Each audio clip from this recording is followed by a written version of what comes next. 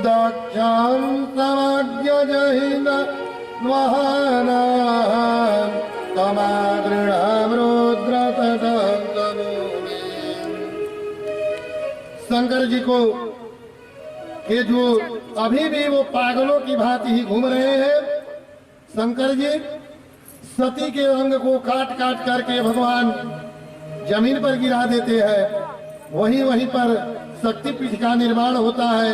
शंकर जी को जब होश आता है तो सभी लोग प्रार्थना करते हैं, हे भगवान भोलेनाथ, आप सर्वज्ञ हैं, सर्वव्यापी हैं, आपसे कोई बैर करके इस तीनों लोकों में नहीं रह पाएगा, और जिसका आप जिसके ऊपर अपना आशीर्वाद रूपी हाथ रख देंगे उनका मोक्ष हो जाएगा। हे प्रभु, एक विनती है आपसे। भगवान शंकर शांत हो गए थे, कहा कि क्या है? यदि यज्ञ पूरा नहीं होगा तो यज्ञ के प्रति लोगों का विश्वास खत्म हो जाएगा, इसलिए आप यज्ञ को कैसे पूर्ण हो इसकी व्यवस्था आप कीजिए। उन्होंने कहा कि मैं कैसे कर सकता हूं? इतने ऊपर मुझे, गर्दन के ऊपर मुझे वो गाली दिया था, मेरा ससुर होकर के भी दक्ष प्रजापति ने मुझे गाली दिया था, इसीलिए गर्दन के ऊपर काटा गया है। यदि आप यज्ञ को समुचित ढंग से करना आप लोग चाहते हैं तो बकबक बोलने वाला एक बकरा होता है,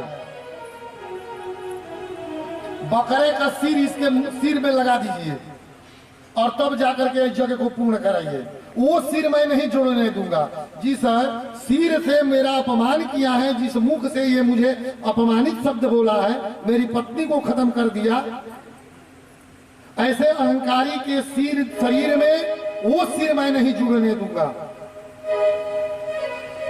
अब देखिए, इस बकरे पर एक दृष्टांत भी आता है कि मन क्या है, एक प्रकार का बकरा ही है। मन के जितनी भी इच्छाओं को आप पूरा करिएगा, इच्छाएं और भी भड़कती जाएगी। जैसे एक इच्छा पूरी हुई, दूसरी इच्छा आ जाएगी, उसको पूरा किए तो तीसरी इच्छा आ जाएगी। इच्छाओं का अनंत है, इसकी सीमा नहीं है कि इच्छा कहां तक जाएगी। एक राजा के पास एक बकरा था। राजा ने कह दिया कि जो मेरे बकरे को तृप्त कर देगा उसको मैं आधा राजपाट दे दूंगा। बहुत से लोग तैयार हो गए कि महाराज तृप्त करने में क्या है, हम बहुत जल्दी तृप्त कर देंगे। इस बकरे को ले जाते थे और अपने घर में ले जाकर के घास वगैरह पूरा खिलाते थे, और जब पूरा खा लेता था बकरा तो उसको लेकर के आते थे और कहते थे कि हे राजा, ये बकरा को मैंने तृप्त कर दिया, आज दिन भर घास खिलाया हूं, ये बकरा तृप्त हो गया है। बकरा राजमहल में जब राजा के सामने आता है, राजा थोड़ी सी घास को दिखाते हैं और बकरा पुनः वो घास खाने लगता है। तो राजा ने कहा कि भैया, अरे तुम तो कह रहे थे कि मैं बकरे को तृप्त कर दिया, बकरा कहाँ तृप्त है? फिर दूसरा कहता है कि इसको खिलाने नहीं आया। हे राजन, ये बकरा मुझे दे दो, मैं इसको तृप्त कर दूंगा। और बकरे को लेकर के वो जाता है, वो भी पूरा घास वगैरह बहुत खिलाता है, तुरंत खिला करके और राजा के पास ले आता है। हे राजा, मैं बकरे को तृप्त कर दिया। राजा पुनः अपने हाथ में थोड़ी सी घास को दिखाते हैं और वो बकरा पुनः घास खाने लगता है। फिर एक बहुत चतुर मंत्री था राजा का, उन्होंने कहा कि हे राजा, ये बकरा आप मुझे दे दीजिए, मैं इस बकरे को 10-20 दिन लगेगा तृप्त करने में, तृप्त करके जरूर आपके पास ले आऊंगा। लेकर चला गया और ले करके जब गया तो बकरे को खिला नहीं रहा है, एक डंडा रखा था और कुछ दूरी पर घास रख दिया था। ये वही बकरा वो खाने के लिए जाता था, वो डंडा से मारने लगता था। बकरे को। अब बकरे की आदत हो गई कि यदि मैं घास खाऊंगा तो ये मुझे मारेगा, इसलिए दूसरे दिन भी घास दिखाया। जो ही बकरा जाने लगा फिर मारने लगा। बकरा घास ही भूल गया कि मुझे घास भी खाना है। वो समझ गया कि जब अभी मैं खाऊंगा तो ये मुझे मारने लगेगा, इसलिए घास से वो अपना दूरी बना लिया। 1 महीना 2 महीने के बाद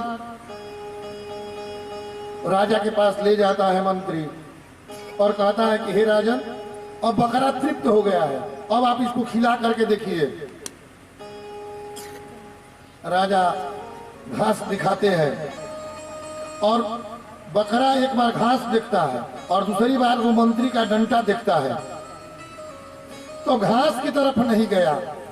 उसी प्रकार मन है, मन को आप जितना तृप्त करेंगे उतनी आवश्यकताएं बढ़ती जाएगी।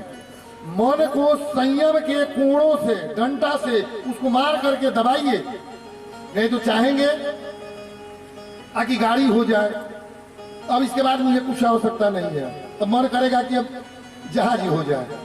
फिर इसी तरह मन में हमेशा रहता रहेगा, आवश्यकताएं कभी भी पूरा नहीं होगी। मन को जितना पूरा करेंगे उतनी आवश्यकताएं भड़कती जाएगी। इसलिए मन को संयमित रखो और भगवान को कभी भी अपमानित वाला शब्द मत बोलो कि भगवान ने ये नहीं दिया, ये नहीं दिया। अरे क्या दिया है इसको तो पहले तुम देखो। जब सिकंदर चला विश्व विजय के लिए तो उनके गुरु सुकरात थे।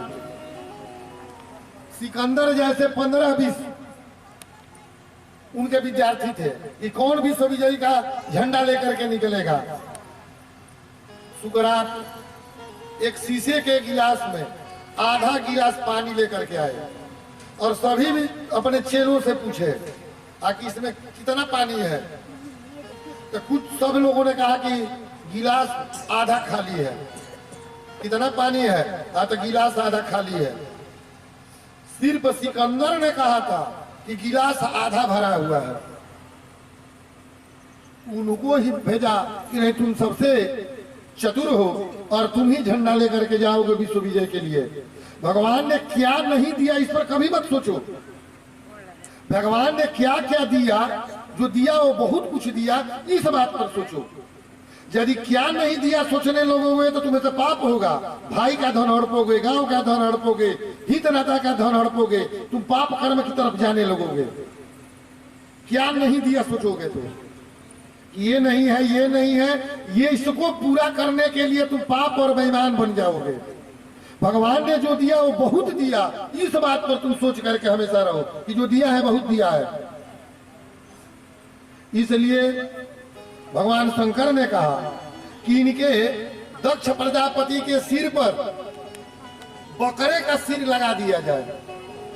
तो बकरे का सिर लगा दिया गया और भृगु जी की दाढ़ी भी ठीक हो गई उनके आशीर्वाद से, और पूर्णाहुति यज्ञ का हुआ। इसलिए देखे होंगे कि कोई शंकर जी का भक्त जो होता है वो हमेशा बम बम बम बम बोलता है, प्रार्थना करके बम बम बम बम। ये बकरा का बोल है, क्योंकि इसी बोली पर फिर शंकर जी प्रसन्न हो गए थे दक्ष प्रजापति पर, और उनकी यज्ञ की पूर्णाहुति होती है। उसी दिन से उत्तर और पूर्व के कोण पर शंकर जी के हमेशा स्थान दिया जाता है, वो पूजा स्थान माना जाता है। बोलिए शंकर भगवान की जो पड़ा वो कुछ भी खाते थे तो उनको रस जो है दूध का ही आता था, और कोई पूरा पकवान भी दिया तो उसका दूध का ही रस आता था। और उनका सबसे प्रिय चीज था दूब, घास, यही वो खा करके जीवित रहते थे। दुर्वासा ऋषि जा रहे थे, उनके मन में हुआ, और इधर इंद्र भी जा रहे थे। इंद्र को देख करके दुर्वासा जी ने सोचा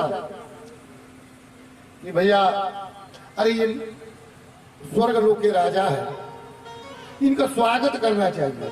यदि आचार्य जी के पास कोई विशिष्ट व्यक्ति दिखाई दे तो ये आचार्य जी का कर्तव्य बनता है उनका स्वागत करें।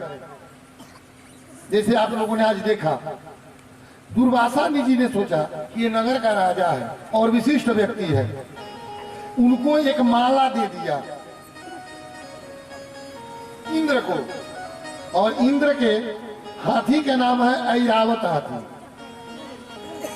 इंद्र ने सोचा कि ये लंगोटी पहने वाला ये ब्राह्मण मुझे माला दे रहा है, वो माला को फेंक दिए, अपने हाथी ऐरावत को दे दिए, और ऐरावत हाथी ने अपने पैर से उछल दिया।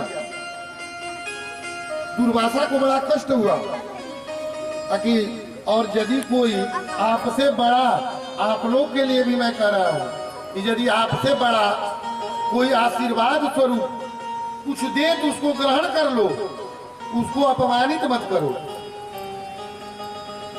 राजा इंद्र जो थे दुर्वासा जी के दिए हुए माला को अपने हाथी से कुचलवा देते हैं। दुर्वासा क्रोध होकर के और श्राप देते हैं कि या इंद्र, जिस धन ऐश्वर्य बल में तुम अहंकार में डूबे हो, एक दिन तुम दरिद्र हो जाओगे और ये सत्ता तुम्हारी चली जाएगी। समयानुसार उनका राज्य चला गया, और राजा कौन बन गया? वही राजा बलि, जो प्रहलाद जी का नाती था, जिसका कल मैं कथा आपको बता चुका हूं। वही राक्षस था, वो तीनों त्रिलोकों में उसी का राज्य हो गया। देवता लोग मारे मारे फिर रहे हैं, भागे भागे फिर रहे हैं कि जाए तो कहा जाए, कौन मेरी रक्षा करेगा, कौन मेरी रक्षा करेगा। तो सभी लोग भगवान विष्णु के पास जाते हैं और हाथ जोड़ करके प्रार्थना करते हैं कि हे प्रभु, ये हम लोग कहाँ जाए? राजा बलि का तीनों लोकों में साम्राज्य है, इन साम्राज्य को कैसे हम लोग समाप्त करें? राजा बलि मान नहीं रहा है, और उनके गुरु शुक्राचार्य वो बड़े ज्ञानी थे, वो मरे हुए को जिला देते थे, संजीवनी विद्या जानते थे। हम लोग जीत नहीं पाएंगे। भगवान ने कहा कि घबराओ मत, समय आने दो, तुम जा करके, इसी को भेद बुद्धि कहते हैं। भेद बुद्धि क्या है? किसी भी बात को दूसरे प्रकार से समझाकर अपने अनुकूल करा देना ही भेद बुद्धि है। तो भगवान ने कहा कि जाओ तुम देवता राक्षसों के पास और जा करके भेद बुद्धि का प्रयोग करो, और कहो यानी हम लोग तो भाई भाई है, माता दीति और अदिति दो को हो गई तो क्या हुआ, आखिर हम हैं तो भाई भाई, पिता तो एक है कश्यप। हम लोग चल करके समुद्र को मथे, उसमें जो जो मिलेगा हम लोग आधा आधा बांटते जाएंगे, जो जो मिलेगा समुद्र में हम लोग आधा आधा बांट लेंगे। चल दिए। जब देवता लोग गए तो राक्षस कहने लगे कि फिर कोई तुम लोग चाल लेकर आए होंगे, यहां से भागो। सभी देवता ने कहा कि हे राजा बलि, तुम हम लोग चाल लेकर के नहीं आए हैं। समुद्र में बहुत प्रकार के रत्न भरे पड़े हैं, इसलिए हम लोग समुद्र को चल करके मथे, और मथने से जो प्राप्त होगा उसको हम लोग पारा पारी आधा आधा ले लेंगे। तो कहा कि ठीक है, लेकिन हम जो चाहेंगे वो हम लेंगे, यही राक्षसी प्रवृत्ति है। तो देवताओं ने कहा कि ठीक है भैया, जो तुम्हें अच्छा लगे तुम वही ले लेना, हमें कोई एतराज नहीं है। चल दिए। अब माथा कैसे जाएगा? तो मंदराचल पर्वत को बनाया गया मथनी, और रस्सी कहां से आएगी?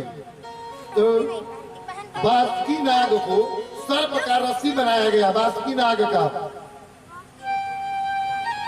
भगवान नारायण ने समझा दिया कि देखो, यदि तुम लोग कहोगे कि मैं सर्प के पूंछ के तरफ जाऊंगा तो ये राक्षस है, इनसे उल्टा कहना पड़ेगा। तब वो सीधा आएंगे। तो देवताओं ने कहा कि देखो भाई, सर्प के मुंह के तरफ हम रहेंगे, पूंछ की तरफ तू लो रहो। तो राक्षसों ने कहा कि नहीं नहीं, इसमें कोई चाल है, पूंछ अमंगल होता है, हम लोग अमंगल काहे पकड़े, हम लोग नहीं पकड़ेंगे। तो देवता कहा कि ठीक है भैया, जो तुम कह रहे हो वही होगा, हम ही लोग पूंछ की तरफ चले जाते हैं। तो देवता लोग पूंछ की तरफ चले गए, राक्षस मुंह की तरफ चले गए। अब जब मंदराचल पर्वत को डाला गया उसमें, तो नीचे जाने लगा। आखिर कभी आधार मिलेगा तबे तो मथनी चलेगी। तो भगवान ने एक अवतार ग्रहण किया जिसका नाम अजीत अवतार है। अजीत रूप में बोलिए अजीत भगवान की जय। अजीत भगवान वहां पर कच्छप रूप में आए। कछपा अवतार भी यहीं पर हुआ। कछुए का पीठ बहुत कड़ा होता है, उसी के ऊपर मंदराचल पर्वत हुआ। भगवान ने वहीं पर कछपा अवतार धारण किया और मंदराचल पर्वत को मथा जाने लगा। मथते मथते उसमें से सबसे पहले जहर निकला, सबसे पहले विष निकला। अब देवता कह रहे हैं कि मैं नहीं लूंगा, राक्षस कह रहे हैं कि मैं भी नहीं लूंगा, ये कौन लेगा। तब शंकर भगवान ही एक ऐसा देवता है जो देवताओं के द्वारा भी उतने पूजित होते हैं जितना राक्षसों के द्वारा। तो दोनों ने मिल करके शंकर जी का आवाहन किया, बुलाया और कहा कि आप जो है चल करके और उसको धारण कीजिए। तो भगवान शंकर जी ने उस जहर को पी लिया और पी करके अपने गले में ही रोक दिए, क्योंकि जहर की भी महिमा रखनी थी। यदि अंदर चला जाता तो लोग कहते कि जहर पीकर भी शंकर जी नहीं मरे, और यदि बाहर फेंक देते तो लोग कहते कि शंकर जी से भी ये नहीं पच रहा है। तो इसलिए शंकर जी ने जहर को अपने कंठ पर रोक लिया। उसी दिन से उनका एक नाम नीलकंठ पड़ गया। बोलिए नीलकंठ भगवान की जय। उनका कंठ जो है वो नीला पड़ गया जहर में। उसी प्रकार इसे ये भी एक शिक्षा लीजिए, एक ये भी शिक्षा लीजिए कि यदि अंदर से या बाहर से कोई जहर जैसा भी कड़वा बात बोले, जो कोई समाज में, घर में, हित नाता कोई भी कड़वा भी बात बोले, उसको अंदर मत ले जाइए, उसको गले में रोक लीजिए। या अंदर से कुछ खराब बोलने का मन करे तो उसको भी बाहर मत ले आइए, गले पर ही रोक दीजिए। नहीं तो बाहर भी आएगा तो आपको दिक्कत कर देगा, विरोधी खड़ा कर देगा, और अंदर भी रहेगा तो तबीयत खराब कर देगा। तो न अंदर जाने दो न बाहर जाने दो।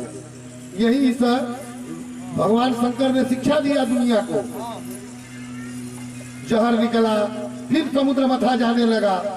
ऐरावत हाथी इंद्र ले लिए, ऊंचाई श्रवा घोड़ा निकला, देवता लो ले लिए, कामधेनु गाय देवता लो ले लिए, कौस्तुभ मणि नारायण ले लिए। इसी प्रकार से कल्पतरु वृक्ष निकला, 14 रत्न निकले। 14 रत्न में अमृत के लिए समुद्र मंथन हो रहा था। अंत में लक्ष्मी निकली। जब लक्ष्मी जी निकलती है उस समुद्र से तो वहां का वातावरण कैसा है।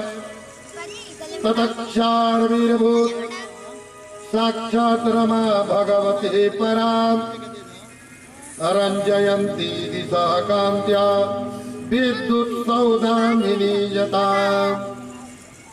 एकाएक अंधकार से प्रकाश हो गया जब लक्ष्मी समुद्र से निकली। और देखिए, यदि लक्ष्मी भी उसी समुद्र से निकली और जहर भी उसी समुद्र से निकला, यदि लक्ष्मी जी क्या करती है, लक्ष्मी जी को आकर के नारायण जी लेकर के चले गए। यदि आपके घर में लक्ष्मी हो और यदि नारायण जी का स्थान नहीं है तो अपने भाई को बुला लीजिए, उनका भाई कौन है? अरे जहर एक एक गर्भ से तो निकला, समुद्र से विष भी निकला और लक्ष्मी भी निकली। तो जिसके घर में पैसा है और नारायण का स्थान नहीं है तो उसके घर में दारू शराब आ जाता है।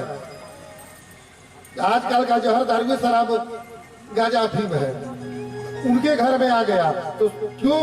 क्योंकि तुमने नारायण का स्थान नहीं दिया। लक्ष्मी आई तो जाने के लिए कोई बहन है अपने घर में पड़ी है और उसका यदि पति नहीं होगा तो अपने मायके में चिट्ठी लिखेगी कि भैया तुम्हारे जीजा जी इस घर में नहीं है, इसलिए भैया तुम ही चले आओ मेरी रक्षा करने के लिए, क्योंकि मेरे आपके जीजा जी नहीं है और आपकी बहन मैं परेशान हूँ। तो तुरंत भाई को बुला लेगी, उनका भाई उसी समय आ जाएगा जहर।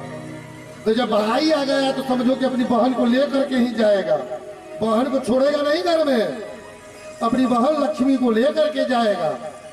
इसलिए जब भी घर में दारू मदिरा शराब आ जाए तो समझो कि तुम्हारा नाश का अंतिम चरण चल रहा है। लोग कहते हैं कि एक दिन न लिया, 2 दिन लिया, अरे लिया कि अपने भाई को बुला लिया। यदि नारायण को तुम बुला लोगे तो अपने भाई को हटा देगी, यदि नारायण को नहीं बुलाओगे तो भाई को परमानेंट रख लेगी। और अंत में भाई कहेगा कि बहन मैं जाना चाहता हूँ, तो कहेगी कि नहीं भैया मुझे भी ले चलो। अंत में लेकर के भाई के साथ लक्ष्मी चली जाएगी और दरिद्रता अपने घर में निवास करने लगेगी। अंत में 14वां रत्न अमृत निकला और अमृत को लेकर के दोनों में मारामारी हो गया। राक्षस कह रहे हैं कि मैं पीऊंगा पहले, देवता कह रहे हैं कि मैं पीऊंगा, तो आधा आधा बांट लीजिए। जब ये दोनों में आपस में युद्ध होने लगा उसी समय भगवान ने एक और अवतार धारण किया। बोलिए मोहिनी भगवान की जय। नारायण ने एक सुंदर स्वरूप का निर्माण किया, एक नारी का रूप धारण किया। वो जैसे मदमस्त चाल में वो नारी चल रही है, गेंद खेल रही है, भागवत में आया है। एक हाथ से गेंद फेंक रही है, एक हाथ से उसको पकड़ रही है, गजगामिनी की तरफ वो चल रही है।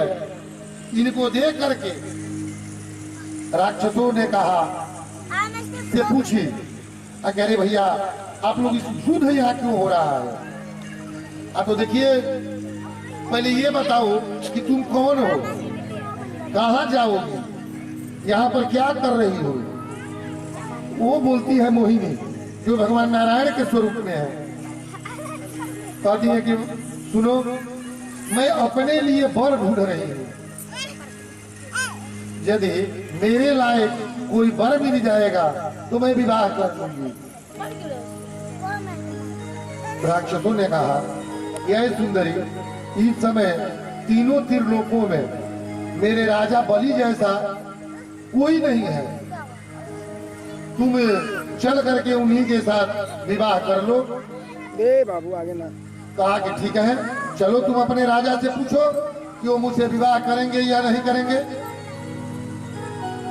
राक्षस जाते हैं और जा करके कहते हैं कि हे राजन आपके लिए मैंने एक दुल्हन ठीक कर दिया, वो दुल्हन जो है आपसे भी विवाह करने को तैयार है, बहुत सुंदर है, गजगामिनी है, मैंने भिन्न भिन्न प्रकार के नारी के स्वरूप का वो वर्णन कर रहे हैं। राजा बलि कहता है कि ठीक है बुलाओ। राजा बलि कहते हैं कि सुंदरी मैं तुमसे शादी करना चाहता हूँ, विवाह करूंगा और तुमको रानी बना करके रखूंगा। कहती है कि ठीक है, लेकिन आप मांगलिक बात कर रहे हैं, विवाह का बात कर रहे हैं और आप लोग कलह कर रहे हैं, तो जहाँ विवाह का बात हो रहा हो वहां पर कलह ठीक नहीं है। आप लोग कलह क्यों कर रहे हैं? तो ठीक है हम लोग शांत हो जाएंगे। तो अमृत के लिए, ये अमृत का जो है और राक्षस लेकर के भाग गए थे अमृत का कलश, वो जहां जहां पर रखे थे वहीं पर महाकुंभ लगता है। इलाहाबाद में रखे, नासिक में रखे, हरिद्वार में रखे, जहाँ जहाँ पर अमृत का कलश रखे वहीं वहीं पर महाकुंभ लगता है। कुंभ मेला, कुंभ माने घड़ा होता है, तो अमृत का घड़ा था, लेकर के भाग गए थे। तो कहा कि ठीक है तुम लोग सभी लोग आओ, इस अमृत के लिए युद्ध करने की क्या आवश्यकता है, मैं सबको पिला देती हूँ। तो दोनों दो पंक्तियों में बैठ गए, इधर राक्षस और इधर देवता। जब वो देवता को पिलाने लगी तो राक्षसों ने कहा कि नहीं नहीं नहीं, कहीं छल प्रपंच तो नहीं, ये नहीं हो सकता है। तब तो पहले हम लोग के तरफ पिलाओ। तो सुंदरी ने कहा, जो मोहिनी रूप में आई थी, कि अरे भाई तुम लोगों से तो मैं शादी ही कर रही हूँ तुम्हारे राजा से, इस नाते तो तुम सभी लोग मुझे मेरा देवर लगते हो। ऊपर वाला जो है अमृत वो पानी पानी है, नीचे वाला गाढ़ा है, जब गाढ़ा आएगा तो तुम लोग को पिलाऊंगी, पानी वाला इधर पिला देते हो। इधर पिलाना प्रारंभ की, पिलाते पिलाते देवताओं को जब पिलाना प्रारंभ की, और राक्षस कह रहे हैं कि मुझे जल्दी ले आओ, कहीं का भी पानी वाला चल रहा है, जब गाढ़ा आएगा तो तुम लोगों को पिलाऊंगी। पिलाते पिलाते जब आई तो सूर्य और चंद्रमा के बीच में राहु बैठ गया था। वो जान गया, राहु समझ गया था कि विष्णु भगवान का चाल है। अब जब पिलाते पिलाते आई तो सोची कि यदि इसको नहीं पिलाऊंगी कोई तो पंक्ति भेद का दोष लग जाएगा। और भगवान नारायण समझ गए ये राक्षस है। जो वही वो पिलाई, उसी समय चंद्रमा और सूर्य इशारा कर दिए कि राक्षस है, और भगवान ने उनको भी पिला दिया और तुरंत उसके गर्दन को काट दिया। वहां भगदड़ मच गया। भगवान ने गर्दन को काट दिया कि अमृत नीचे न जा पाए, इसलिए ऊपर वाला गर्दन के ऊपर राहु बन गया और नीचे वाला केतु बन गया। इसीलिए बीच बीच में वो सूर्य और चंद्रमा को डसता रहता है, जिसे चंद्र ग्रहण और सूर्य ग्रहण लगता है। यही लोग इशारा कर दिए थे कि नहीं ये राक्षस है, इसीलिए उन लोगों को ये हमेशा डसता रहता है। दोनों में युद्ध होता है, देवता लोग अमृत पी चुके थे और वहीं से वो अंतर्ध्यान हो जाती है मोहिनी। देवता लोग की फिर से सत्ता आ जाती है, इंद्र जो है राजा बन जाते हैं। एक समय शंकर जी, क्योंकि आज हमको हनुमान जी का जन्म भी करा देना है, क्योंकि कल भगवान कृष्ण और राम का जन्म होगा, उसके बाद कृष्ण का जन्म होगा। कल आप लोग और पहले आइएगा, क्योंकि कल कृष्ण भगवान और राम जी का जन्म भी होगा। शंकर जी ने कहा कुछ दिन के बाद, हे नाथ, मैंने सुना है कि आपने एक बहुत सुंदर रूप बनाया था। वो रूप मैं नहीं देख पाया क्योंकि मैं तू जहर पी करके कैलाश पर चला गया था। वो रूप दिखाइए। भगवान ने कहा कि ये छोड़िए ना, क्या देखना है, नहीं दिखाइए। तो शीतल मंद सुगंध हवा बहने लगी। भगवान फिर सुंदर रूप बना लिए और जंगल में जाने लगे। शंकर जी ये भूल गए कि ये भगवान है, वो समझे कि एक आम नारी है और उनके पीछे पीछे जाने लगे। उनके नजदीक चले गए तो शंकर जी का शक्ति बाहर आ गया। उसको शक्ति को फिर वो बसंत गायब हो गया। भगवान अपने रूप में आ गए। शंकर जी को अफसोस होने लगा और वही शक्ति अंजनी के कान में गुरु मंत्र देते समय डाल देने से हनुमान जी की उत्पत्ति हो गई। वो गर्भ में आ गए और हनुमान जी की उत्पत्ति हो गई। इसीलिए वो शंकर सुवन कहलाते हैं। हनुमान जी बोलिए हनुमान लला की जय। आज मैं कथा को यहीं पर विश्राम दूंगा और कल आप लोग पुनः 2:30 बजे